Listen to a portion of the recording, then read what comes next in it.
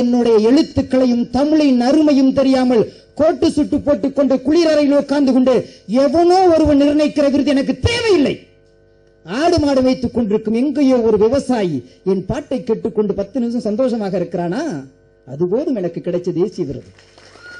முடிஞ்சா இந்த திமிரோட வாழுவோம், இல்லைன்னா நேர செங்கிப்பட்டுல போய் கைத்துக்கட்டுல உட்கார்ந்துட்டு கவிதை எழுதுவோம், ஆடு மாடு மேய்ப்போம்.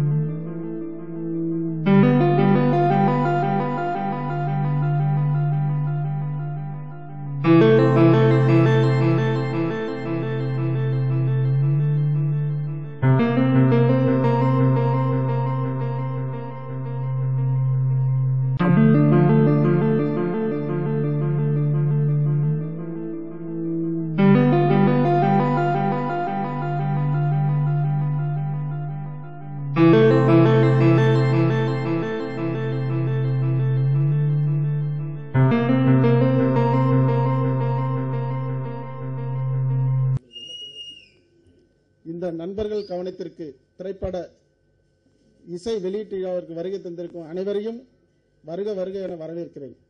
இதில் உயர்திரு தேனப்பன் PL தேனப்பன் தயாரிப்பாளர் அவர்களையும் RV உதயகுமார் இயக்குனர் அவர்களையும் சந்தான பாரதி இயக்குனர் அவர்களையும் பாலசேகரன் இயக்குனர் அவர்களையும் சுபாஷ் இயக்குனர் அவர்களையும் பன்னீர்செல்வம் இயக்குனர் அவர்களையும் அனிதா உதீப் இயக்குனர் அவர்களையும் திருமுருகன் நாகராஜ் மதியழகன் இளவரசு மற்றும் இந்த படத்தில் நடித்திருக்கும் நடிகர்கள் அவர்கள் அனைவர்களையும் மற்றும் இந்த இசை வெளியீட்டு விழாவிற்கு வருகை தந்திருக்கும் சினிமா திரைப்பட ஊழியர் டெக்னீஷியன் இயக்குனர் அனைவரையும் வருக வருக என வரவேற்கிறேன். மற்றும் இந்த இசை வெளியீட்டு விழாவிற்கு வருகை தந்திருக்கும் டிவி மீடியா பத்திரிகை அனைவரையும் வருக வருக என வரவேற்கிறேன். நன்றி, வணக்கம். படத்துடைய குழுவினரை வாழ்த்தி பேசணும் அப்படின்னு நினைப்பாங்க. ஸோ ஒவ்வொருத்தரா வாழ்த்துரையாற்ற போறாங்க.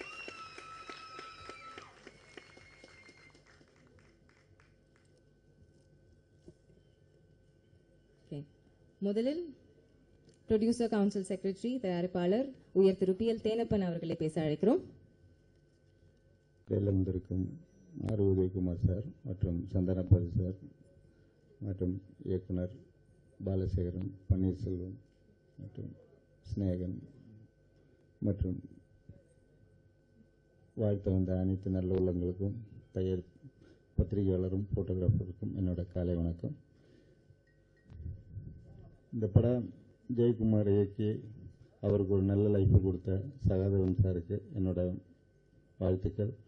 நிச்சயமாக இந்த படம் ஒரு நல்ல பெரிய வெற்றி படமாக இருக்கும்னு இந்த எல்லா நல்ல உள்ளங்களை பார்க்கும்போதே தெரியுது. நிச்சயமாக இந்த படம் உங்களோட ஆசீர்வாதத்தில் நிச்சயமாக நல்ல வெற்றி படமாக இருக்கும். அதுவும் இல்லாமல் இந்த கூட்டணி பார்த்தீங்கன்னா பெரிய ரைட்டர்னு சொல்கிற போக்கிரி படத்துக்கெல்லாம் பண்ண ஒரு பிரபாகர் பண்ணியிருக்காரு ரைட்டரை. மிச்சம் ஸ்நேகன் எல்லா படலும் பண்ணியிருக்காருனால பிரம்மா மிக சிறப்பாக ஒளிப்பதிவு மியூசிக் பண்ணியிருக்காரு. மிச்சம் அத்தனை பேரும் நல்ல பேரும் புகழும் வாங்கணும் என்று எல்லாங்களை இறைவனை வேண்டிக் கொண்டு அமர்றேன். சந்தான பாரதி சொல்றாரு, ரொம்ப நேரம் பேசாதையா அப்படின்னு. ஜெயக்குமார் என்னுடைய அசிஸ்டண்ட்டு. அவர் இயக்குற முதல் படம். நிச்சயமாக நான் கொஞ்சம் நேரம் பேசத்தான் வேணும், வேறு வழியே கிடையாது. முதல்ல சகாதேவனுக்கும் சுப்பராயன் அவர்களுக்கும் நன்றி. ஏன்னா ஒரு படத்துக்கு ப்ரொடியூசர் கிடைக்கிறது ரொம்ப கஷ்டம். அப்புறம் ப்ரொடியூசர் டைரக்டரை செலக்ட் பண்ண கடைசியில், அவங்க கதையை செலக்ட் பண்ண கடைசியில் வர தகராறுகளுக்கு பின்னாடி ஒன்றா ப்ரொடியூசர் இருக்க மாட்டார், இல்லைன்னா அந்த படத்தில் டைரக்டர் இருக்க மாட்டான். ஆக மொத்த சாய்ந்த சரித்திரங்கள் தான் சினிமாவில் நிறைய இருக்குது. அதில் நிமிர்ந்த சரித்திரமாக இந்த நண்பர்கள் கவனத்திற்கு திரைப்படம் ஆரம்பத்திலிருந்தே சொன்னாங்க, சார் நான் கதையை சொல்கிறேன் உங்ககிட்ட. நான் வேண்டாம்ப்பா, பிரச்சனை வந்துடும், உன் கதை சரியில்லைன்னு நான் ஏதாச்சும் சொன்னால் உன் மனசு புண்படும், அதனால் தயாரிப்பாளருக்கு பிடிச்ச கதைன்னு சொல்கிறேன், நீ அதை முடிச்சுட்டு வந்துடுன்னு.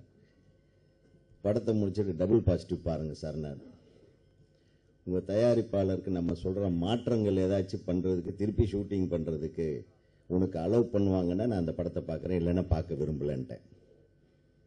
ஏன்னா இது சின்ன சின்ன விஷயங்கள். ஒரு டைரக்டரை காட்டிட்டு அவர் சில திருத்தங்கள் சொன்னால் அது சரியாக இருந்தால் அந்த படத்தை நல்ல படமாக இன்னும் பெட்டர் பிக்சரை கொண்டு வர்றதுக்கு வாய்ப்பு இருக்குது.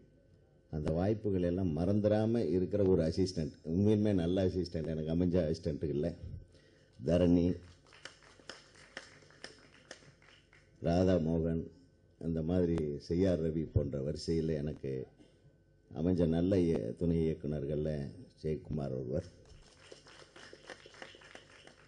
காலம் கடந்து ரொம்ப நாள் வெயிட் பண்ணி ஒரு படம் பண்ணியிருக்கான்.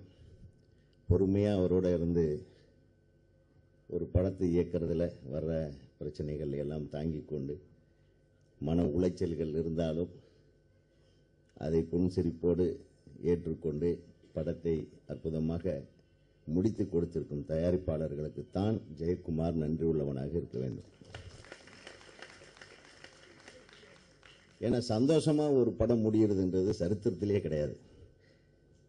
நம்ம ப்ரெஸ் பீப்புளுக்கு எல்லாத்துக்குமே தெரியும், ஆரம்பிக்கும் போது நல்லா தான் இருக்கும், அதுக்கப்புறம் ப்ரொடியூசர் தனியாக, டைரக்டர் தனியாக, ஒருத்தர் குறை சொல்லிக்கிட்டே இருப்பாங்க. இது சினிமாவுக்குடைய தலையெழுத்து, இது மாற்றவே முடியாது. அது ஏவிஎம்முக்கு படம் பண்ணாலும் சரி, சாதாரண புது தயாரிப்பாளர்களுக்கு படம் பண்ணாலும் சரி, இதுதான் உண்மை. ஆக நண்பர்கள் கவனம். நான் நிறைய பேசணும்னு நினைச்சேன், அதுக்குள்ள சந்தான பாரதி ஒரு முட்டுக்கட்டை போட்டார். இவரு தான் எங்கள் அண்ணன். நல்ல வேலை அவர் வரலன்னு நான் அண்ணன் ஆயிருப்பேன் இந்த மேடையில். அதை பார்த்தோன்னே சொல்லிட்டேன், எங்கள் அண்ணன் தெய்வம், எங்களுக்கெல்லாம் வழிகாட்டி. எதுக்கு வந்தீங்கன்னு எனக்கு எதுக்குன்னே தெரியலப்பா, இங்கே யாருமே எனக்கு தெரியாதுன்றாரு. அப்படி நல்ல உள்ளம் கொண்டவர், யாருன்னே தெரியாத ஒரு யூனிட்டை வாழ்த்த வந்திருக்கிற என் அன்பிற்குரிய அண்ணன் அவர்களுக்கு. என்னண்ணே, கரெக்ட் தானே? இந்த மாதிரி ஏடா கூட பேசுவேன்ட்டுதான் முதல்ல கொஞ்சம் அமைதியாக பேசிட்டு வந்துடுறான்னாரு. நண்பர்கள் கவனத்திற்கு, முதல்ல பத்திரிகையாளர் கவனத்திற்கு இந்த படத்தை எடுத்து செல்ல வேண்டும். அதையும் இன்று நிறைவேற்றப்பட்டு விட்டது. அடுத்தது மக்கள் கவனத்திற்கு போக வேண்டும். இந்த 3 கவனங்களும் ஈர்க்கப்படும் போது இது இந்த படத்தோட இயக்குனர், இந்த படத்தோட தயாரிப்பாளர், இந்த படமும் வெற்றி படமாகும். இதை குறிப்பாக நான் சொல்லணும், இல்லை 2 இந்த குளிர் படத்தோட கதாநாயகன் தம்பி சஞ்சீவ், அப்புறம் இன்னொரு தம்பி, அவருடைய அப்பாவை நான் அறிமுகப்படுத்தினேன். எங்க அவர் என்னுடைய நந்தவனத்தேர் படத்தில் காமெடியான நான் அறிமுகப்படுத்தினேன். என்னுடைய அசிஸ்டண்ட் அவர் மகனை அறிமுகப்படுத்தியிருக்காரு. ரொம்ப நல்லா பண்ணியிருக்காங்க 2 பேருமே. நான் ஒரு சீன் பார்த்தேன். ஏன் பார்த்தீங்கன்னு கேட்கக்கூடாது, டப்பிங்க்கு போனேன், அதனால் பார்த்துட்டேன். கதாநாயகி அவர்களும் ரொம்ப சின்ன பொண்ணாக இருந்தாலும் ரொம்ப விவரமாக நடிச்சிருக்காங்க. வாழ்த்துக்கள். தர்மாவை பற்றி குறிப்பிட்டேன், ஏன்னா அவர் தான் இந்த விழாவோட நாயகன். பிரம்மா பிரம்மா வந்து என் ஆஃபீஸில் ரொம்ப நாள் உட்காந்து நிறைய டியூன் போட்டெல்லாம் காட்டிகிட்டு இருந்தார். நான் எப்படியா இளையராஜா இதெல்லாம் விட்டுட்டு உங்கள்கிட்ட வர முடியும், சரி இங்கே வா டெய்லி வாசி அப்படின்னு நான் இசையமைப்பாளராக மாறுவதற்கு பிரம்மா காரணமாயிட்டேன். நானே அதாவது அவர் வாசித்து நானும் பழகிட்டேன். அப்படி ஒரு 2-3 ஆல்பம் நானே பண்ணியிருக்கேன். அது அம்மன் பாடல்கள், முருகன் பாடல்கள். நான் கொஞ்சம் பக்தி மார்க்கத்தில் அப்போ இசையை ஒன்லி இறைவனுக்கு மட்டுமே சமர்ப்பிச்சேன். சினிமாவுக்கு வந்தேன்னா ரொம்ப வில்லங்கமாக போயிடும். நிறைய பேர் மியூசிக் டைரக்டர் மேலே கோவப்படுவாங்க. அதனால் நான் அவ்வளவு சீக்கிரத்தில் வர வேண்டான்ற முடிவோடு ஸோ பிரம்மா எனக்கு மியூசிக் சொல்லி கொடுத்த எனக்கு வாத்தியார் எங்கே பிரம்மா ரொம்ப திறமைசாலி. அவருடைய திறமைக்கு நல்ல பொருட்செலவோடு நல்ல இட் சவுண்ட்ஸ் வெரி பிக். அதாவது ஒரு பாடலுக்கு என்ன பாடல் வரிகளை விட்டுருங்க, அது சினேகனம் பட்டையை கிளப்பிடுவான் நம்ம தம்பி. எங்க அவர் முடியை வெட்டவே மாட்டேன்றார். ரொம்ப சொல்லிட்டு முடியை வெட்டுறாப்பா நல்லா இருக்கு, எனக்கு அழகா இருப்பேன். இல்லைன்னா அது ஹீரோவா அடுத்த நான் ஹீரோவாக நடிக்கும் போதுதான். அதனால அவருடைய வரிகளுக்கு அற்புதமான இசை, ரொம்ப பிரமாதமான இசை. ஜெயக்குமார் கூட பாட்டு எழுதியிருக்காருன்னு நினைக்கிறேன். நீ எழுதலையா? எல்லாமே கவிஞருக்கு பார்த்தீங்கன்னா இவரே நல்லா பாட்டு எழுதுவார் ஜெயக்குமார். கவிஞர்கள் வரும்போது கவிஞர்களுடைய அதாவது சாபத்துக்கு ஆளாயிடக்கூடாது அப்படின்றதுக்காக இந்த கவிஞனே எழுதிட்டுன்னு விட்டு கொடுத்துருக்காரு போல் இருக்கு. நான் கூட சில டைமில் அப்படி தான். நான் மேத்தா அவர்களுடைய சிஷியன். நான் பாட்டு எழுத வரும்போது ஏற்கனவே பாடல் ஆசிரியராக மேத்தா அவர்கள் இருக்கிறாரு. உடனே என்னடா எனக்கு வாய்ப்பு இல்லையான்னு அப்படியே பார்த்தேன். என்னால் நல்லா எழுத முடியலன்னு உங்களை கூப்பிட்றேன் சார்ன்ட்டேன்.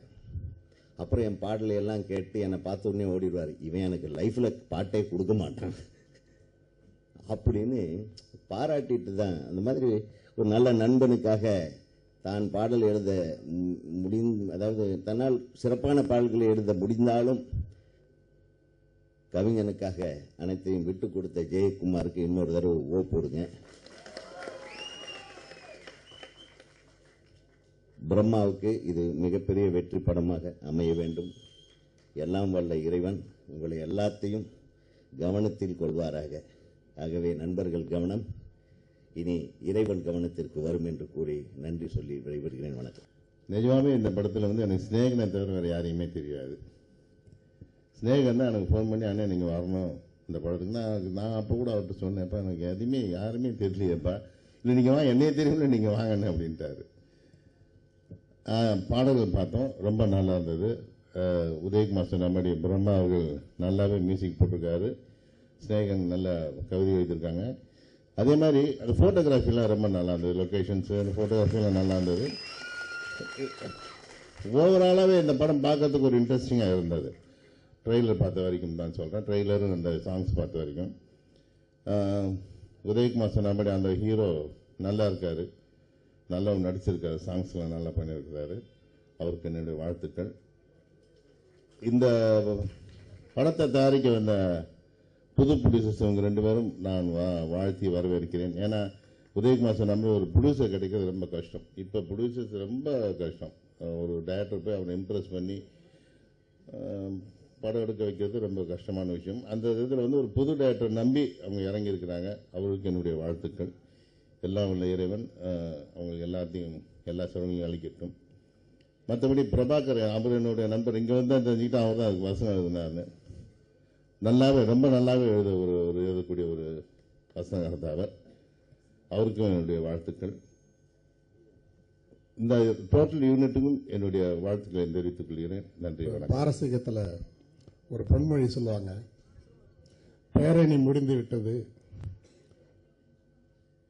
ஆனால் அதன் தூசி இன்னும் அடங்கவில்லை அப்படின்னு சொல்லுவாங்க. ட்ரெய்லர் போட்டு முடிச்சிட்டாங்க, பாட்டு முடிச்சிட்டாங்க, குழந்தைங்களாம் டான்ஸ் ஆடி முடிச்சிட்டாங்க, ரொம்ப நேரம் ஆயிடுச்சு, ஃபங்க்ஷன் ஆரம்பிச்சிட்டாங்க, பிரபலங்கள்லாம் பேசிட்டு இருக்காங்க. ஆனால் அப்படியே கண்ணிலே இருக்கு ஒவ்வொரு காட்சியும், அப்படியே காதில் ஒலிச்சுக்கிட்டே இருக்கு பிரம்மாவுடைய இசை.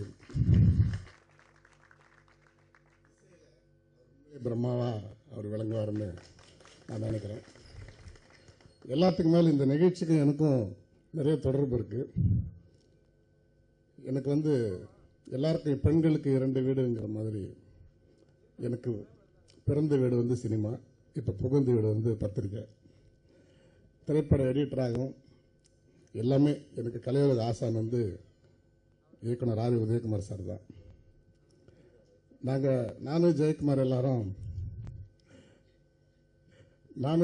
எல்லாரும் ஒரே பல்கலைக்கழகத்தில் படித்த மாணவர்கள்.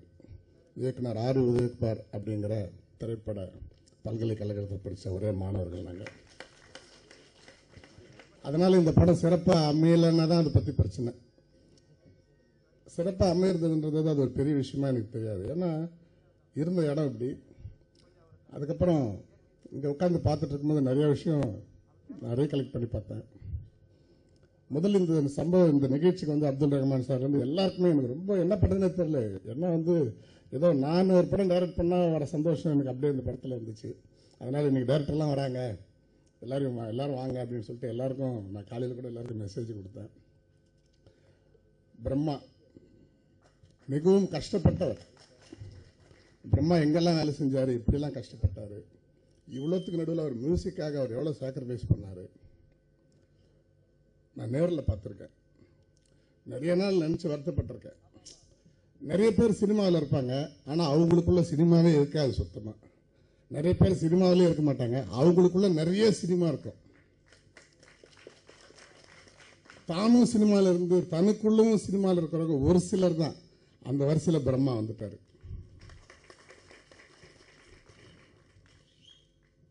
அதே மாதிரி உதயகுமார் சார் மிக அற்புதமான ஒரு இசையமைப்பாளர். அவருடைய பாடல்கள் கனவு கனவு பாட்டு அருமையான கம்போசிங். அவருடைய நண்பர் விநாயகர் சார் வந்து நிறைய ஆல்பம்லாம் ப்ரொடியூஸ் பண்ணார். அப்போ பிரம்மா, ஜெயக்குமார் எல்லாரும் தான் கூட உட்காந்து சாங்ஸ் எல்லாம் பண்ணுவாங்க. டைரக்டர் சொன்ன மாதிரி ஜெயக்குமார் ரொம்ப அழகாக எழுதக்கூடியவர். இது ரொம்ப அற்புதமான ஒரு டீம். ஏற்கனவே டைரக்டருடைய இந்த நாகபூஷணம் அவருடைய படம் அழகே அசுராவோட பிரம்மா ரொம்ப அற்புதமாக மியூசிக் பண்ணியிருந்தார். ஸோ தொடர்ந்து அதுக்கப்புறம் நிறைய வாய்ப்புகள் அவருக்கு வரணும். அடுத்து வந்து கவிஞர் சிநேகன் பற்றி நிறைய பேருக்கு தெரியும், சொல்ல வேண்டியதே இல்லை. ரொம்ப அற்புதமான கவிஞர். சொல்ல வேண்டியது வந்து இங்கே கவிஞர் கிருதயா. தமிழ் சினிமாவில் வந்து அவருடைய என்சைக்ளோபீடியா. நிறைய விஷயங்கள் வந்து புள்ளி விவரமாக சொல்லுவார். நிறைய நிகழ்ச்சிகள், எஸ்பிபி நிகழ்ச்சி உட்பட பல நிகழ்ச்சிகள் வந்து அவர் தான் ஸ்கிரிப்ட் பண்ணியிருக்காரு. நிறைய பேருக்கு தெரியுமா தெரியாதான்னு தெரியல. நிறைய தகவல்கள் வந்து தமிழ் சினிமாவுக்கு வந்து நிறைய ஊடகங்கள் மூலமாக வந்து அவர் எழுதி கொடுத்து நிறைய விஷயங்கள் ஒரு பெரிய சர்வீஸாக பண்ணிட்டு இருக்காரு. பாலச்சந்தர் சார் வந்து பல பேருக்கு அவர் சுனாமி பற்றி கே ராஜன் சார் படத்தில் ஒரு அற்புதமான ஒரு பாட்டு எழுதினார், ஆர்கே சுந்தர் மியூசிக்கில். ஸோ அதிலிருந்து நான் அவருடைய ஃபேன். அடுத்து வந்து லிவிங்ஸ்டன் என்னுடைய தம்பி தான். அவர் திரைப்படத்துறைக்கு வந்து அவர் வரத்துக்கு, அதாவது நான் அவர் கொண்டு வந்து திரைப்படத்துறைக்கு அறிமுகப்படுத்துறதுக்கு நீங்கள் ரொம்ப பெருமையாக சந்தோஷமாக நினைக்கிறேன். இந்த 2 பேரும் ஆடினாங்கன்னு எல்லாரும் சொன்னாங்க. அந்த சாங்க்கு வந்து நைட் ஆஃப் இட் ரொம்ப அழகான ஒரு நல்ல அந்த மூடு இருந்துச்சு. ஃபோட்டோகிராஃபியில் ரொம்ப நல்லா பண்ணியிருந்தார். அதே மாதிரி அதில் ஆடின 2 பேரில் ஒருத்தர் ரேகாஸ்ரீ. அவங்க எத்தனையோ வாய்ப்புகள் எனக்கு தெரிஞ்சவங்க விட்டாங்க. நல்ல ஆர்டிஸ்ட் அவங்க. ஸோ ரொம்ப நாளைக்கு அப்புறம் இதில் அவங்க பண்ணியிருக்காங்க. ரொம்ப சந்தோஷமாக இருந்துச்சு. அதுக்கப்புறம் பிரகாஷ் ராஜ் சாருடைய டூயட் சினிமாவில் வந்து என்ன இணைச்சி பணியாற்றியவர் வந்து பிரபாகர் சார். புதிய தென்றல் படத்தவங்க இயக்குனராக வந்து பல படங்கள் அவர்கிட்ட நான் பார்க்கும்போது கேட்பேன், சரி இப்போ என்னென்ன படத்துக்கு நீங்கள் எழுதலை சீக்கிரம் சொல்லுங்கள் அப்படின்னு. ஏன்னா என்னென்ன படத்துக்கு எழுதுனா ரொம்ப நேரமாக சொல்லிட்டு இருப்பாரு. பிரபாகர் சாருக்கு வந்து ஒரு சின்ன வேண்டுகோள், மலையாள சினிமாவில் அவர் இன்னைக்கு ஒரு முக்கியமான ஒரு ஜாம்பவானாக இருக்காரு. டைரக்டர் பேசும்போது கூட சொல்லிட்டு இருந்தாரு, அவருடைய ஆதங்கத்தை சொன்னார். அது கரெக்டாக எனக்கு தோணுச்சு. உடனே இங்கே இருக்கிற ஹீரோஸ் எல்லாரும் மலையாள டைரக்டர்ஸ்லாம் கூப்பிட்டு படம் கொடுத்துட்டு இருக்காங்க. அது இங்கே கூட விஜய் போசன் தயாரிப்பாளர் இருந்திருக்காரு. அவர் கூட மலையாள டைரக்டர் ஏற்கனவே 2 படம் பண்ணவர் கூப்பிட்டு படம் கொடுத்துருக்காரு. ரொம்ப சந்தோஷமான விஷயம், ஆரோக்கியமான விஷயம். அதே மாதிரி மலையாளத்தில் இருக்கிறவங்களையும் இங்கே இருக்கிறவங்களை கூப்பிட்டு படம் கொடுக்க சொல்லுங்க. ஒரு லவ் டுடே மாதிரி ஒரு படம் வந்து பண்ண முடியுமா? என்ன அற்புதமான ஒரு படம், எவ்வளோ அழகான ஒரு படம். அதே மாதிரி பேரரசு சார், ரமணி சார், நாங்களாம் ஒன்றா ரொம்ப வருஷமா இடையில தான் அவர் பார்க்க முடியாமல் போயிடுச்சு. எவ்வளோ அற்புதமான இயக்குநர்கள் இங்கே இருக்காங்க. பிஆர்ஓன்றதையும் தாண்டி அவர் பேசிக்கலி அவர் ஒரு சிறந்த கலைஞர். அவர் எவ்வளோ பேர் பாருங்க, இந்த ஃபங்க்ஷன் வந்து ஆக்சுவலாக நியாயமாக நேரு ஸ்டேடியத்தில் தான் வச்சிருக்கணும், இடமே பத்தலை. அதனால் இதோட வெற்றி விழா வந்து மௌனபாபு சார் வந்து நேரு ஸ்டேடியத்தில் ஏற்பாடு பண்ணணும்னு நான் கேட்டுக்கிறேன். போக இந்த நிகழ்ச்சிக்கு வந்திருக்கிற எல்லாருக்கும், மீடியா பர்சன்ஸ் எல்லாருக்குமே, ஏன்னா மீடியாலாம் இன்னைக்கு ஒன்றுமே இல்லை, ஒரு படத்தை கொண்டு போகிறது எல்லாமே மீடியா தான்.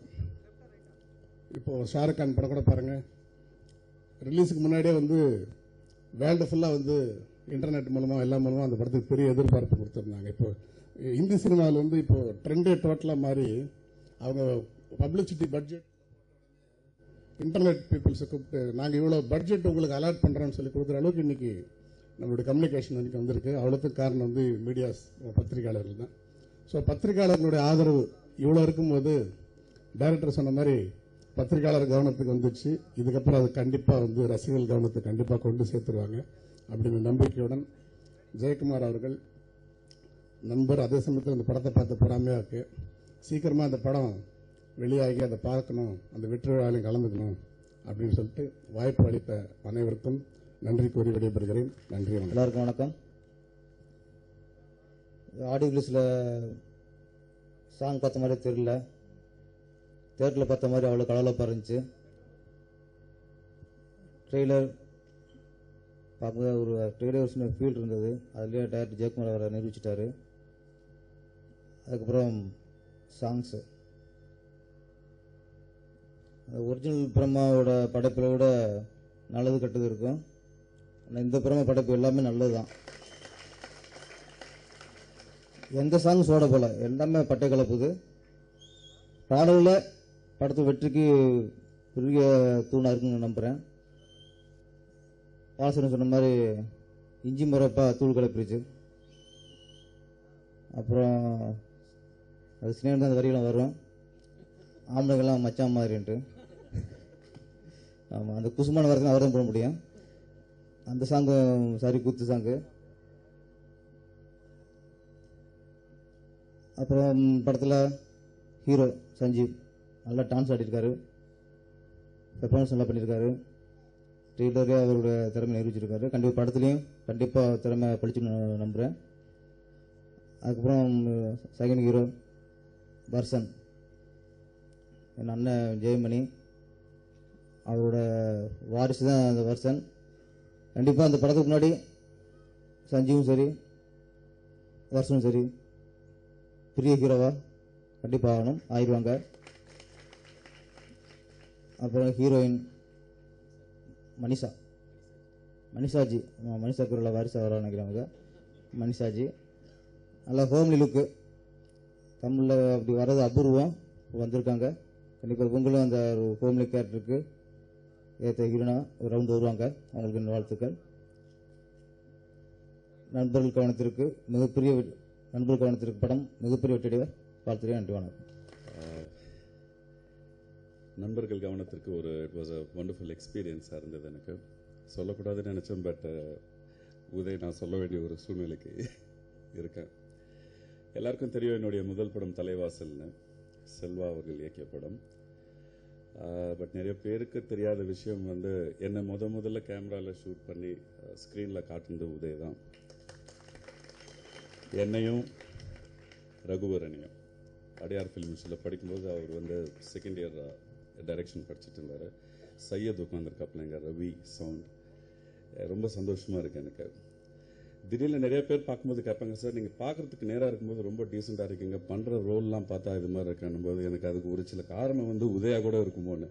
ஏன்னா கண்டினியூட்டின்னு ஒரு ஒரு ஒரு 2 minutes ஒரு ஃபிலிம் ஒன்று எடுப்பாங்க, ஷார்ட் ஃபிலிம். அதில் நான் ரிக்ஷாக்காரன், ரகுவரம் பணக்காரன் ஒருத்தன். கடைசி வரைக்கும் அவன் பணக்காரனே இருந்துட்டு போயிட்டான். நான் இதுலேயும் இளநீர் விற்கிறவன். ஸோ உதய் இன்ட்ரடியூஸ் கிட்ட ஒர்க் பண்ண ராதா மோகன், அதுக்கப்புறம் ஜெயக்குமார் அவர்கள். ஜெயக்குமார் இந்த கதை சொல்லும்போது நீங்கள் இதுக்கு முன்னாடி யார்கிட்ட ஒர்க் பண்ணியிருக்கேன்னு கேட்டும்போது உதயகுமார் சார் கிட்ட ஒர்க் பண்ணியிருக்கேன் அப்படின்னாரு.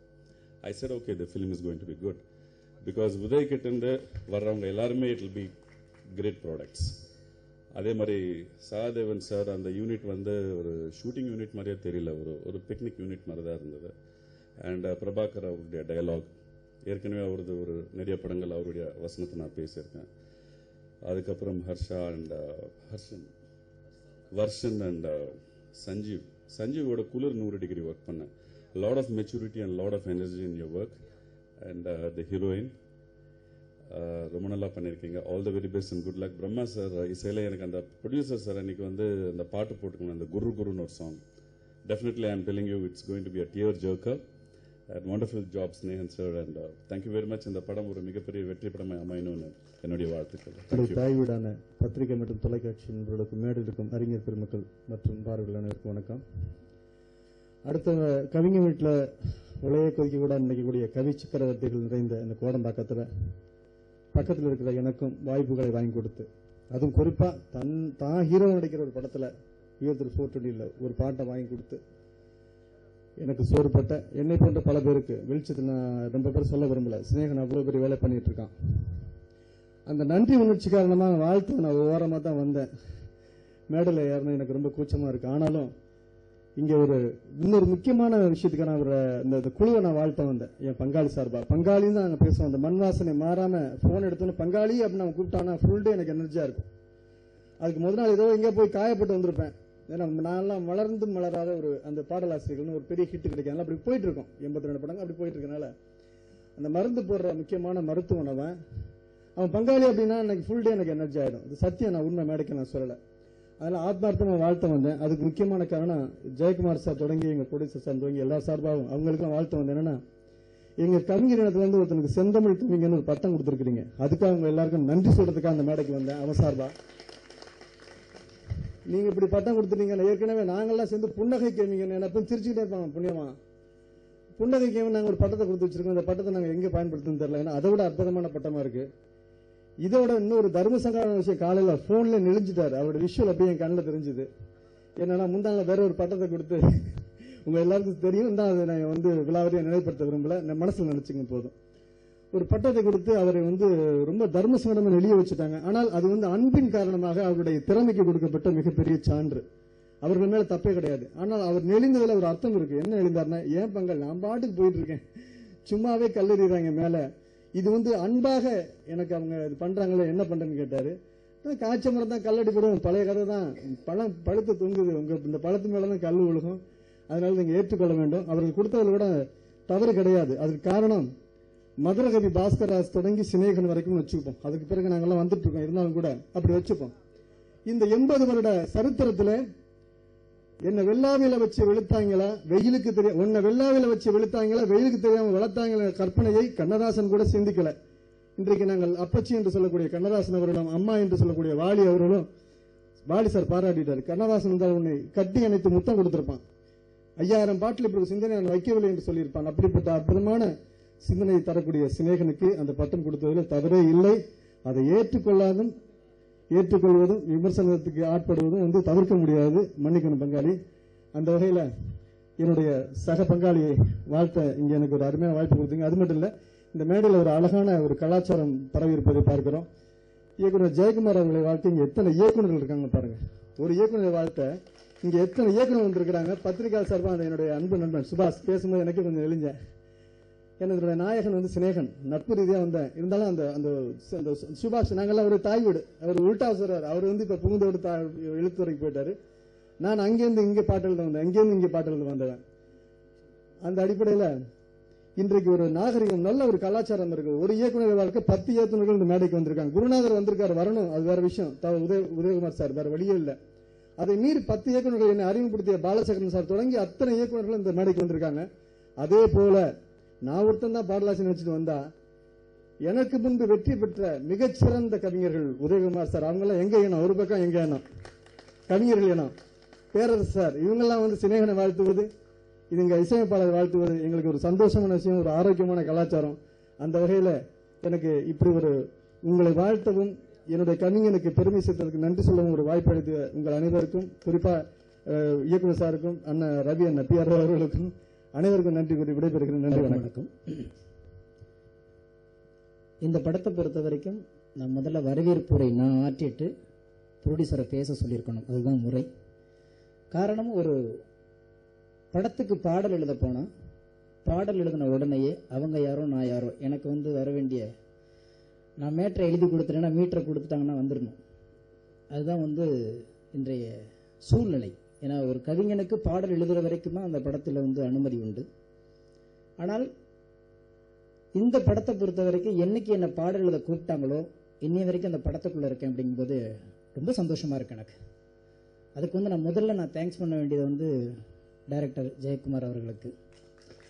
ஏன்னா இந்த பாடலுக்கான எல்லாமே முடிவு செய்த பிறகு சென்னையில் இருக்காங்க, நான் கேரளாவில் இருக்கேன் வேற ஒரு வேலையா. என்னுடைய மச்சான் மலேசியாவிலேருந்து வந்திருக்காரு, அவரு கூட நான் போயிட்டு கேரளாவில் வேற ஒரு வேலையில் இருக்கேன். பாடல் எழுத கூப்பிட்டுட்டு இருக்காங்க. கிட்டத்தட்ட ஒரு 10 நாள் என்னால் சென்னைக்கு வர முடியல. அப்போ கூட சொல்கிறேன், அர்ஜென்ட்னா நீங்கள் வேற யாராச்சும் வச்சு எழுதிக்குங்கன்றேன். இல்லை கவிஞரே நீங்கள் வாங்க. அப்போ சகா சார் ப்ரொடியூசர் யாருன்னு எனக்கு தெரியாது. அது வரைக்கும் சகாதேவன் கருப்பா சிவப்பா உயரமா குட்டையா எதுவுமே தெரியாது. யாரோ ஒரு ப்ரொடியூசர் கிடைச்சிட்டார். அப்போ வாங்க, ஒரு சிங்கப்பூர் ப்ரொடியூசர் ஒருத்தர் இருக்கார். இப்படி 2 பேருமே சொல்லிட்டு இருக்கும்போது சரி உங்களுக்காண்டி வெயிட் பண்ணுறாங்க. அவங்க சிங்கப்பூருக்கு போகிறத கூட தள்ளி வச்சுட்டு வெயிட் பண்ணுறாங்க போது இவ்வளோ அதீத அன்பா கிளம்பி வந்தேன். வந்தும் கூட மறுநாள் போக முடியல. அதுக்கப்புறம் தான் நான் போகிறேன்.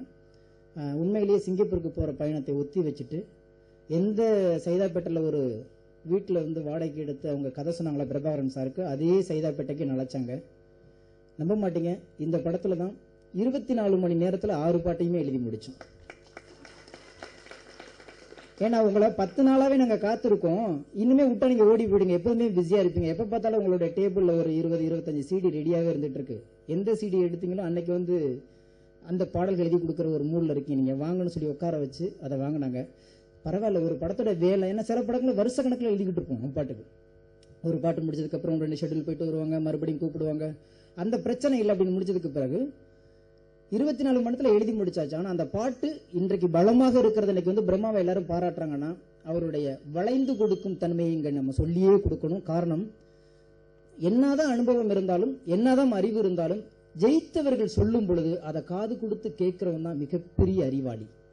இங்க மேடையில் இருப்பவர்களை விட இங்க உட்கார்ந்துருக்கவங்க தான் அறிவாளி. ஏன்னா பேசுறவங்க அறிவாளியே கிடையாது, கேட்கிறவங்க மட்டும்தான் அறிவாளி. அந்த மதிநுட்ப அறிவு பிரம்மா கிட்ட இருந்துச்சு. சில விஷயம் சொல்லுவேன், பிரம்மா அப்படி பண்ணிக்கலாமா? பண்ணிக்கலாம் சார், நீங்க பாடி காட்டுங்க சார், பாடி காட்டுங்க சார். அப்படின்னா ரொம்ப ஆசையா இருந்துச்சு ஒர்க் பண்ணும்போது. அந்த அளவுக்கு இந்த பாட்டு இன்னைக்கு வந்திருக்குன்னா பிரம்மாவுக்கும் ஜெயக்குமாருக்கும் நன்றி சொல்லணும்.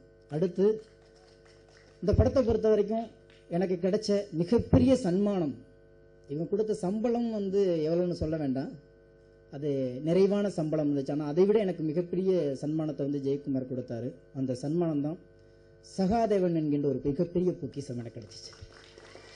ஏன்னா ஒரு மனுஷன் எப்போ பார்த்தாலும் இன்னையே வந்து இவர் சொன்னார் புன்னகை கவிஞர்னு சொல்லிட்டு, நானே அவர்கிட்ட தோத்து போயிட்டேங்க. எப்போ பார்த்தாலும் எனக்கு இன்னொரு நண்பர்லாம் சொல்லுவாங்க, எப்போ பார்த்தாலும் இழிச்சாம மாதிரி சிரிச்சுக்கிட்டே இருக்கடாமா, வேற வழி இல்லை, வேற என்ன பண்ண முடியும் அப்படின்னு. ஆனால் நானே தோத்து போயிட்டேன் சார். இப்போ நேற்று இரவு கூட அவருக்கு ஒரு பெரிய சின்ன ஒரு ப்ராப்ளம் பிஸ்னஸில். ஒரு கண்டெய்னர் ரைஸ் போனது ஒரு இடத்துல தேங்கி நிற்குது, நிறைய பேர் வேலைக்கு அனுப்புகிற இடம் நின்றுக்கிட்டு இருக்கு, பயங்கர ஒரு நஷ்ட ஈடு வரக்கூடிய ஒரு சூழலுங்க. ஆனால் எந்த வித அசம்பாவத்தையும் காமிச்சிக்காம, மூஞ்சில காமிச்சிக்காம சிரிச்சுக்கிட்டு இருக்காரு. சார் நாளைக்கு 9 மணிக்கு வந்துருங்க சார். இங்கே வாங்க சார், பயமா இருக்கும் உங்களை பார்க்கும்போது. என்ன நேற்று காலையில் சொல்றாரு, இது மாதிரி ஒரு சின்ன பிரச்சனை சார், அரை மணி கழிச்சு உங்களுக்கு கூப்பிட்ற அப்படின்ட்டாரு. அப்படி ஈவினிங் கூப்பிட்டு சொல்றாரு, அதை நான் பார்த்துக்கிறேன் சார், நாளைக்கு காலை 9 மணிக்கு நீங்கள் வந்துருங்க சார். உங்களை பார்த்தா எனக்கு பயமா இருக்கு சார், உங்கள்கிட்ட நிறைய கற்றுக்கணும். எப்போ பார்த்தாலும் பளிச்சுன்னு அந்த சூப்பர் இன் போட்டு வெளுத்தா எப்படி இருக்குன்னு சொல்லுவாங்களே, அது மாதிரி ஒரு ஒத்தை புன்னகையால மொத்த சிநேகனையும் குத்தைக்கு எடுத்த ஒரு ப்ரொடியூசர் அவராக தான் இருக்க முடியும். ரொம்ப சந்தோஷமா இருக்கு. ஏன்னா பாராட்டி ஆகணுங்க. ஏன்னா ஒரு கலைஞனுக்கு முழு சுதந்திரத்தையும் முழு தேவைகளையும் எந்த தயாரிப்பாளர் நிறைவேற்றுகிறார்களோ அந்த தயாரிப்பாளர்களை இந்த சினிமா பத்திரமாக பாதுகாக்க வேண்டியிருக்கிறது. அந்த வகையில் இந்த சகாதேவனை இந்த சினிமா பத்திரமாக பாதுகாக்க வேண்டியிருக்கிறது. உண்மை அதுதான். ஏன்னா யாருக்குமே மனசு கோணாமல் எல்லாத்துக்குமே நிறைய பிரச்சனைகளை சந்திச்சாரு. ஆனா இந்த படத்துல 24 மணி நேரத்துல பாட்டு எழுதி முடிச்சா கூட இன்னைய வரைக்கும் நான் இருக்கேன்னா அவர் மேல கொண்ட அன்பாலையும் சின்ன சின்ன விஷயங்களாலையும் தான். அதே மாரி என்னுடைய பங்காளி பேசும்போது ஒரு விஷயம் சொன்னாரு, அதை நான் சொல்லி ஆகணும். நேற்றைக்கு இரவு 11 மணிக்கு தான், நேற்றைக்கு முந்தின இரவு 11 மணிக்கு தான் எனக்கு அழைப்புதலை கொடுத்தாங்க. அதில் பார்த்தோன்னே எனக்கு உடம்பெல்லாம் நடுங்கி, ஏற்கனவே நமக்கு ரொம்ப நல்ல பேர் உலகத்தில், இது வேறையா அப்படின்னு சொல்லிட்டு, என்னன்னா என்னது இளைய கவி பேரரசுன்னு ஒரு பட்டம் கொடுத்துருந்தாங்க. உசுரே போச்சுங்க, நைட்டு தூக்கமே வரல. நைட்டு 11 மணிக்கு எங்களுடைய டிசைனர் சக்கரவர்த்தி எங்க இருக்காரு, நீ விடியறதுக்குள்ள மாத்தலாம், உன்னை வெட்டி விடுவேன்னு. யாரு பேச்சும் கேட்காத, நீ மாத்திடு. ஏன்னா வைரமுத்துடைய உயரம் என்பது வேறு. நான் அவர்கிட்ட உதவியாளராக இருந்தேங்கிறதுலாம் வேறு. அதனால நானும் கவியரசாவோ பேரரசாவோ ஆயிட முடியாது. என்னுடைய வழி வேறு, அவருடைய வழி வேறு. என்னுடைய ஆசை எல்லாம் பட்டுக்கொட்டை மாதிரி ஒரு 10 பாட்டு எழுதிவிட்டு செத்து போக வேண்டும் என்பதுதான். ஆனா அந்த 10 பாட்டுக்கான அடையாளம் இன்னும் கிடைக்காதனாலதான் கல்யாணம் கட்டிக்கிட்டு மாம்பழமும் எல்லாரும் எனக்கு மச்சான் தானே எழுத வேண்டி இருக்கிறது. அப்ப எனக்கு பட்டங்கள் கொடுக்கணும்னா அவங்களோட அன்பின் மிகுதியில கொடுத்தாங்க. அவங்க மேல தப்பு சொல்லவே இல்லை. ஆனால் இன்றைக்கு அதை ஊடகங்களும் மக்கள் என்ன நினைப்பாங்க, சிநேகன் தற்பெருமைக்காக இதெல்லாம் எழுத சொல்லியிருக்கானோ, தெரிஞ்ச ப்ரொடியூசர்னால போட சொல்லியிருக்கானோ. இல்லை, எனக்கு 2000 தான் பாடல் எழுத ஆரம்பித்தேன். 2001 கம்பம் பாரதி கழகம் சின்ன பாரதி என்ற ஒரு பட்டத்தை கொடுத்து கேடயத்தையும் வழங்கியது. இன்ன வரைக்கும் எந்த பத்திரிகையில் நான் சொன்னதல்ல. அதே மாதிரி வேலூர் தமிழ்ச்சங்கம் விஸ்வநாதன் ஐயாவுடைய தலைமையில் இயங்கக்கூடிய தமிழ்ச்சங்கம் எனக்கு கவி இளவரசன் என்ற பட்டத்தை கொடுத்து 5 பவுன் பெட்டகத்தையும் கொடுத்தது, பொண்ணு ஒரு பட்டயத்தையும் கொடுத்தது. இன்ன வரைக்கும் எங்கேயும் சொல்லல. திருவையாறுல தமிழையா கல்விக் கழகம் என்ற ஒரு மிகப்பெரிய ஒரு இலக்கிய கழகம் எனக்கு கவி சிற்பி என்ற ஒரு பட்டத்தை கொடுத்தது. இதுவரைக்கும் நான் எங்கேயுமே சொல்லல. இது மாதிரி கிட்டத்தட்ட ஒரு 16 பட்டங்கள் கொடுத்திருக்காங்க. பட்டங்களா வேணும். எனக்கு ஒரே ஒரு ஆசை, சாவரத்துக்கு முன்னாடி ஒரு நாளைக்கு முன்னாடி ஆவதும் சிநேகன் நல்ல ஒரு மனுஷங்கிற ஒரு ஒற்றை பட்டத்துக்காக வாழ்ந்து கொண்டிருக்கும். வேற யாரு வேணாலும் வாங்கலாங்க பட்டம், காசு கொடுத்தா கிடைக்கும். ஏன் 3 தேசிய விருதுகளும் மறுக்கப்பட்டதே அரசியல் காரணத்தினால வேண்டி. அப்பெல்லாம் நான் கோச்சுக்கலையே. அன்னைக்கு நான் ஓப்பனா தான் நான் ஸ்டேட்மெண்ட் கொடுத்தேன். என்ன கொடுத்தேன், இனி எந்த தேசிய விருதுக்கும் எந்த அரசாங்க விருதுக்கும் நான் பரிந்துரை செய்ய போவதில்லை என்று நான் பகிரங்கமாக அறிவிச்சேன்.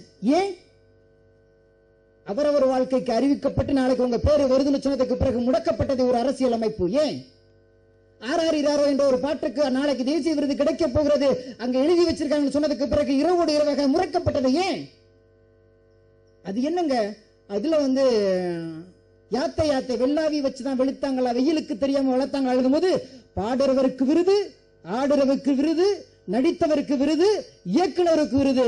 எழுதுனவன் என்னையா பாவம் பண்ணா? நான் விருது கொடுக்கலங்கிற கோபத்துல பேசல. யாரோ என்னுடைய எழுத்துக்களையும் தமிழின் அருமையும் தெரியாமல் கோட்டு சுட்டு போட்டுக் கொண்டு குளிரறையில் உட்கார்ந்து கொண்டு எவனோ ஒருவன் நிர்ணயிக்கிற விருது எனக்கு தேவையில்லை. ஆடு மாடு வைத்துக் கொண்டிருக்கும் எங்கேயோ ஒரு விவசாயி என் பாட்டை கேட்டுக்கொண்டு 10 நிமிஷம் சந்தோஷமாக இருக்கிறானா, அது போதும் எனக்கு கிடைச்ச தேசிய விருது. முடிஞ்சா இந்த திமிரோட வாழுவோம், இல்லைன்னா நேர செங்கிப்பட்டுல போய் கைத்துக்கட்டுல உட்கார்ந்துட்டு கவிதை எழுதுவோம், ஆடு மாடு மேய்ப்போம். நல்ல தொழில் தெரியும். அதனால வேண்டி இந்த பட்டங்கள் அன்பின் மிகுதியால் கொடுத்தது ஊடக நண்பர்களும் பத்திரிகை நண்பர்களும் தொலைக்காட்சி நண்பர்களுக்கும் தயவு செய்து கேட்டுக்கொள்கிறேன்.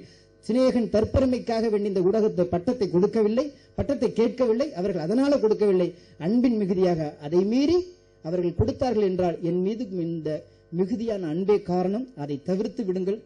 இது ஒரு பெரிய சர்ச்சையாக கொண்டு வர வேண்டாம். அதை மீறி இந்த படத்தை பற்றி பேச வேண்டிய ஒரு சூழல்ல இவர் பேசும்போது ஒரு கோரிக்கை வைத்தார். ஒரு ஒளிப்பதிவாளர் எழுத்தாளர் வர்க்கமே தீர்ந்து விட்டது என்று.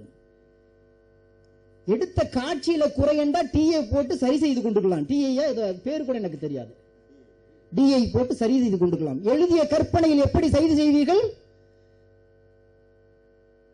எந்த விஞ்ஞானம் சரி செய்ய முடியும்?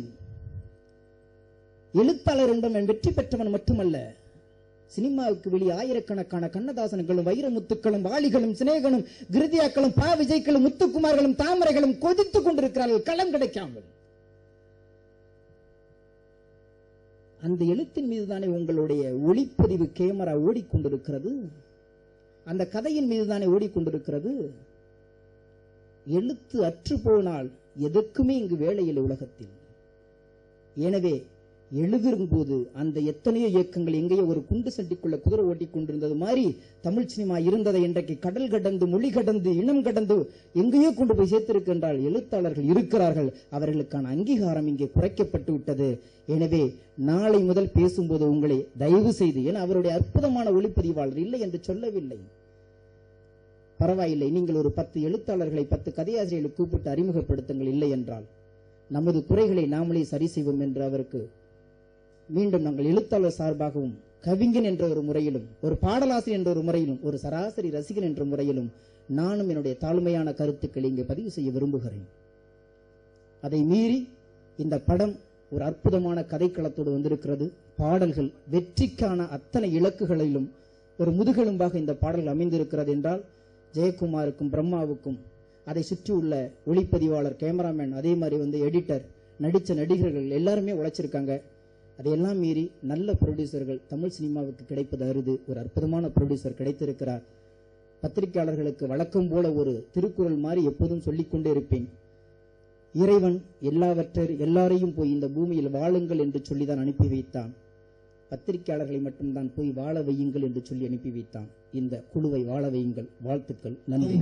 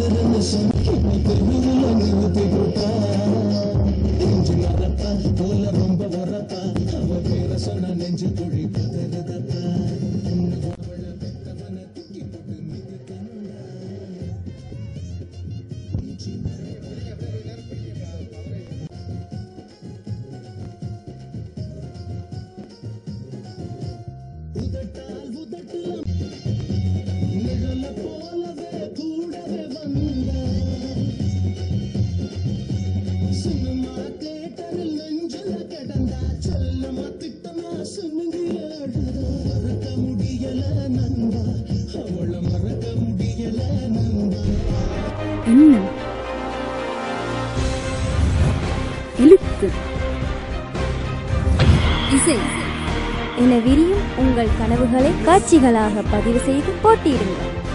உங்கள் கனவு 2013 வீடியோ சாங் காம்படிஷன் போட்டி குறித்த மேலதிக விவரங்களுக்கு www.fortamilmedia.com